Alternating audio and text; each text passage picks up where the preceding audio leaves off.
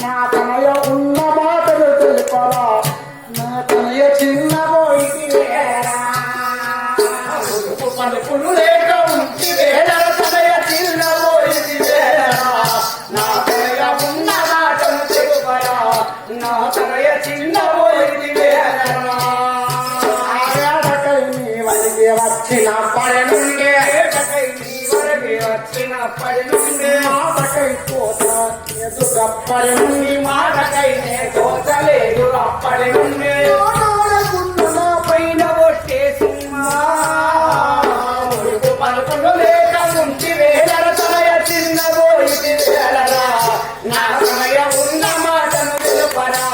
నా తనయ చిన్న పోయి వేళరా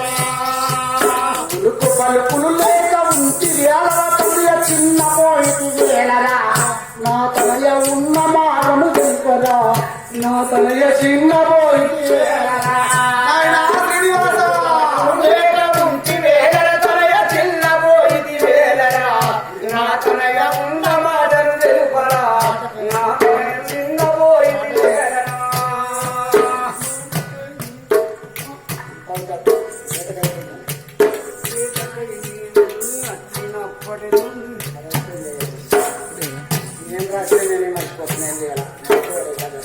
బులుకు పలుకులు లేక ఉంటి వేళర తనయ చిన్న పోయి వేళరా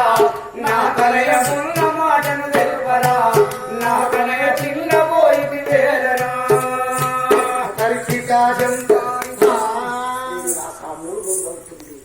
ముత్తు ముచ్చట ఏం లేదు ఉలుకు పలుకు లేవు కళాధీనమైపోయింది ఎందుకు చిత్తకాత్రమయ్యా ఎందుకు రా శ్రీనివాస చెప్పురా పుత్ర నాకు చెప్పవేళ తండ్రి అడిగి ఉంటివ నాకు చెప్పవేళ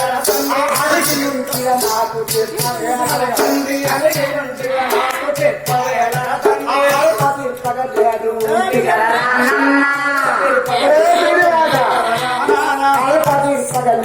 ఉంటి కదా రాన్న పగలేదు ఉంటి కదా పలుకులు లేక ఉంచి వేళర తనయ చిన్న పోయి వేళరా నా తనయ ఉన్న మాటను తెలుపరా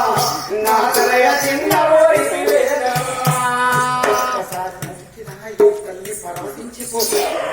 నీ మనసులో ఏముంది నుంచి గిట్లయితే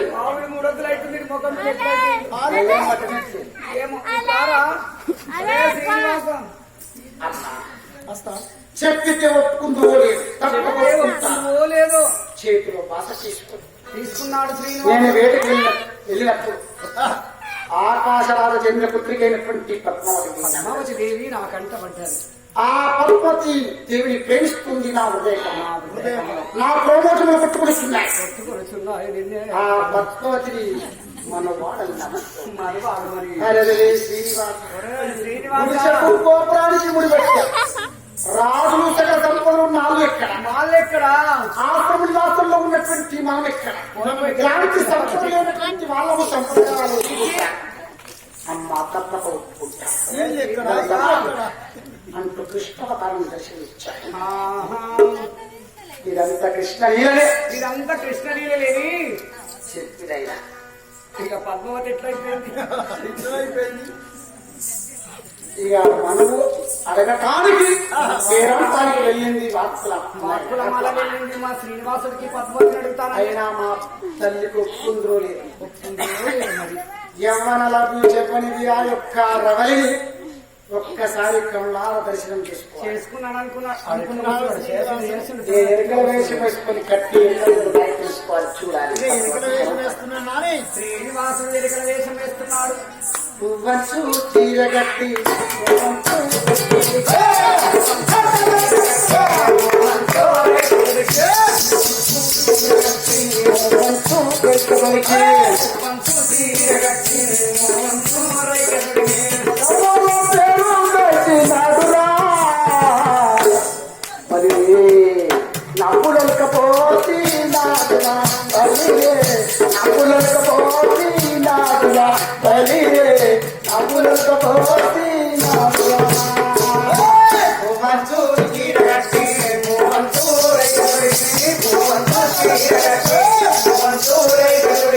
గవ్వాల పేరు వచ్చినాడురా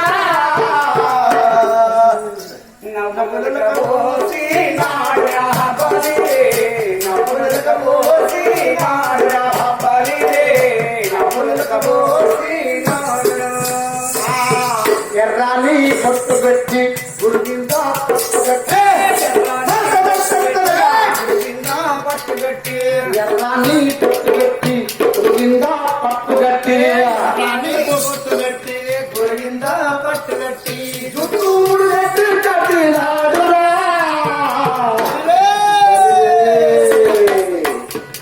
ఆ చిన్నప్పుగా చిందులేసినాడురా చిన్నప్పుగా చిందులేసినాడురా చిన్నప్పుగా చిందులేసినాడురా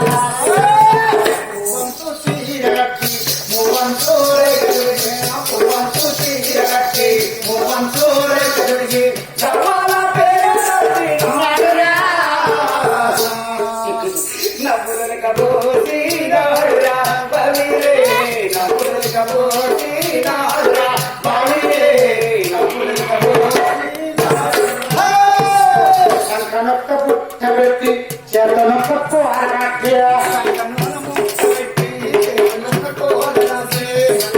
పుట్టబెట్టి చేతనొక్క పోరాటి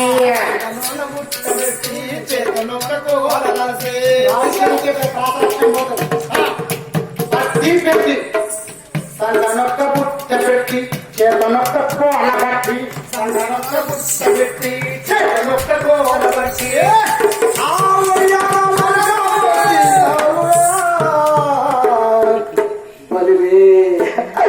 చిన్నప్పుగా చిందులేసినాడురా పల్లిరే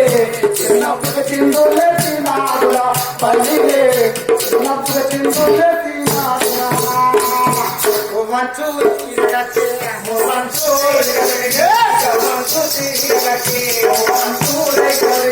గవ్వాల పేరు వచ్చినాడురా నవ్వులుక పోసినాడురా బలిరే నవ్వులుక పోసినాడురా బలిరే నవ్వులుక అక్క మీరు శ్రీహరి శ్రీనివాసుడు చక్కని కోసం వేసుకున్నా కోసం ఆత్మహత్య కోసం కోడలికి వయ్యారంగా ఉప్పుగా సొంపుగా అంశాలను కలుస్తూ కనడియచ్చు ఎరుకాయమ్మ ఎరుక చాలా పోషక ఉరుక ఎరుక చేసుకోరు ఎరుక ఆ పురబీదులు అందరి మనసులో మన అమ్మ ఇట్లా ఓ ఎక్కడమ్మ నా ఇంటికి రాయవా తల్లి ఎరుకాయమ్మ ఎరుకని ఎప్పుడైతే ఉన్నారో అన్నారు తిన్నది నా బిడ్డ పట్టుకొచ్చి ఇక్కడ వరకు దొరుకుతుంది పంటలకు ఎక్కడ దొరుకుతాడు ఆ మామ ఇక్కడ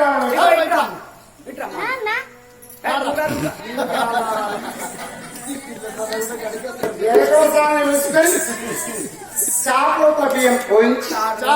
చాప చేతి ఆడిస్తూ తల్లి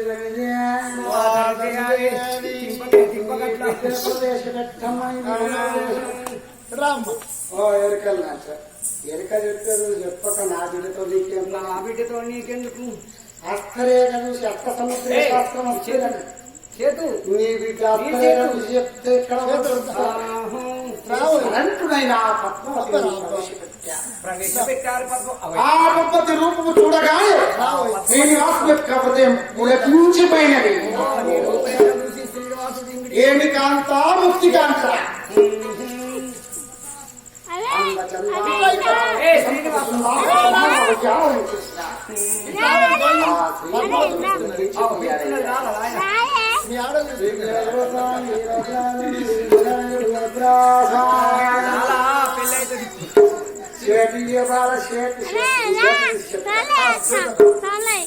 ఏమన్నది పద్మతి యొక్క చేతు చూస్తూ నీ బిడ్డకు చెంక చక్ర 3 నామాల స్వామి దర్శనం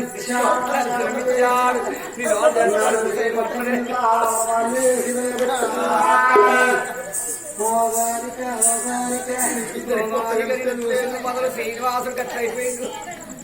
అస్తములు నిముడుతూ నిలుపుతూ ఒక్కసారిగా గిల్లాడయ్యా శ్రీనివాసుడు శ్రీనివాసుడు ఎర్రటి రోడ్డు పద్ధతి ఏం చేస్తున్నా బిడ్డకు నైనా నిజమైన విశ్వతారాన్ని దర్శించుకో నిజమైన విష్ణుతారాన్ని దర్శనమిచ్చాడు నా కోసం నాటకాలు తగ్గచ్చుకదా ఆమె నుంచి శృంగారం అక్కడ లేదంటే వికారం అనిపిస్తుంది కదా శ్రీనివాసుడు చూసి కింద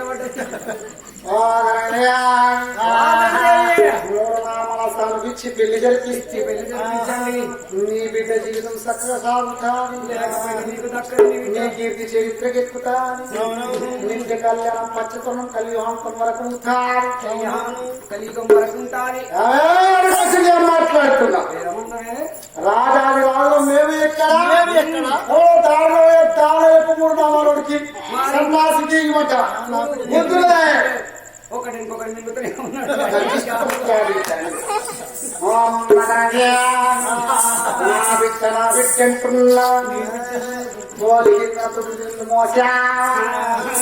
పేరు తెచ్చించి పేరు పెట్టా నాగడి సలవ దొరికిన బిడ్డగా నాగడి సలవ దొరికిన కడుపులో ఉత్తలేదు బిడ్డ మమకారంతో దూరం అయిపోతుంది మూడోది పట్టిండవు ఇది అంతా పరమాత్మ యొక్క లీల అవతార పురుషుడు శ్రీనివాసుడు ఆ శ్రీనివాసుడు ఇచ్చి కళ్యాణం జరిపిస్తే నీకు పెద్దగా తను లాంఛనాలు ఇచ్చి కళ్యాణం జరిగి భక్తి కాసులు వాడగాలంటూ పిలిచేకే పైకి దైవం రా పద్మావతి శ్రీనివాసుల కళ్యాణం నిత్య కళ్యాణం అది సత్యమని చెప్పి అదృశ్యమైపోయింది ఎరకల భాషలు కాసేపటికి శరణిదేవి వచ్చింది మన పెద్దలు పంతానికి పోయి బిడ్డల యొక్క జీవితాలను పెళ్లి చేయడం పెళ్లి చేసేది తప్పకుండా మీకు దగ్గర లాంఛనాలతో కళ్యాణం చేస్తాం మా శ్రీనివాసుడికి పేరంట కోసం వచ్చాను అంత దైవనిర్గమని గ్రహించిన ఆకాశరాజు తల్లిదేవి ఒప్పుకున్నా పెళ్లికి ఒప్పుకుని నిర్ణయించుకున్నా బిడ్డ ఏడుపుసరిగా శ్రీనివాసుడి దగ్గర ఈ అడి దగ్గర సిరియలేదు సిరి అంటే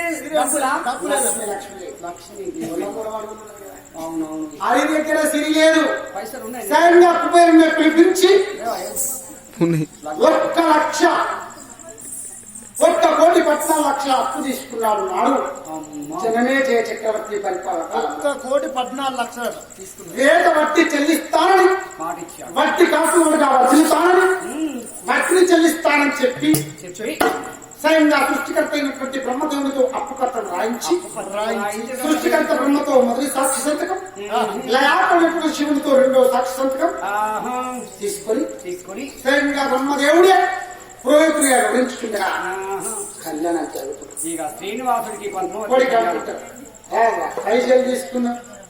పైసలు లేకుంటే మొదటి అడ్డుకట్టు ఇదేంటి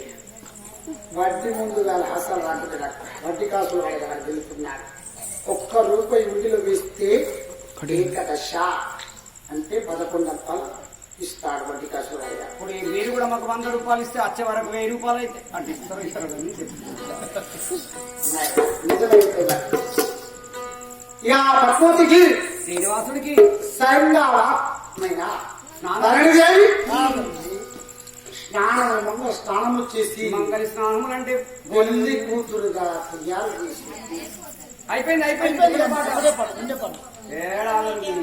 వేదవతిగా ఉన్న నాడు చూడనటువంటి కళ్యాణం పద్మావతి కళ్యాణం శ్రీనివాసుడికి పద్మావతి కళ్యాణం జరుగుతుందండి. ఆ సంగా శ్రీనివాసుడికే మంగళ స్నానంలో చేయించి పట్టువస్త్రం ధరింపజేసి వాసిని లక్ష్మి వాక్కులమాల కృష్ణావతారంలో అస్తమరం చేసుకున్న కళ్యాణం చూడని వాక్కులమాల కోరిక కళ్యాణం వరకు తీరుతున్నది. ఇక రంగారంగా తిరైపోగా పద్మావతి పరిణయములు చూడండి